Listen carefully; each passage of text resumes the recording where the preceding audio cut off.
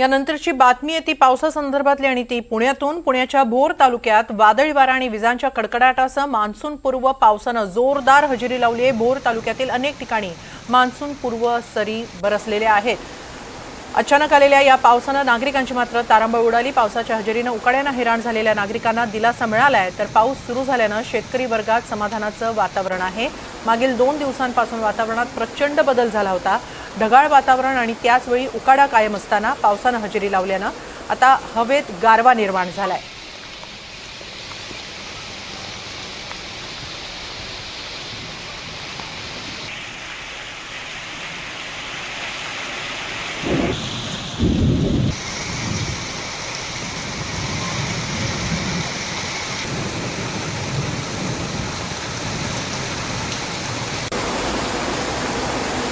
मराठीवरती तुम्ही दृश्य पाहू शकता आहात। पुण्याच्या भोर तालुक्यात वादळी वाऱ्यासह पाऊस बरसलेला आहे। मान्सून पूर्व पावसाच्या या सरी आहेत।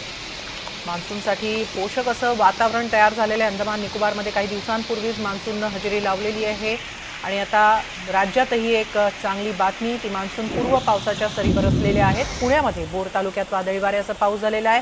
पुण्याच्या कोंढवा, सिंहगड रोड, आंबेगाव आणि कात्रज परिसरात हलक्या पावसाने हजेरी लावली, त्यामुळे उकाड्याने हैराण झालेल्या पुणेकरांना काहीसा दिलासा मिळाला। भारतीय हवामान विभागाने हलक्या ते मध्यम पावसाचा अंदाज वर्तवला होता आणि त्यानंतर आता पावसाने हजेरी लावली आहे, त्यामुळे राज्यासाठी ही एक चांगली बातमी म्हणता येईल।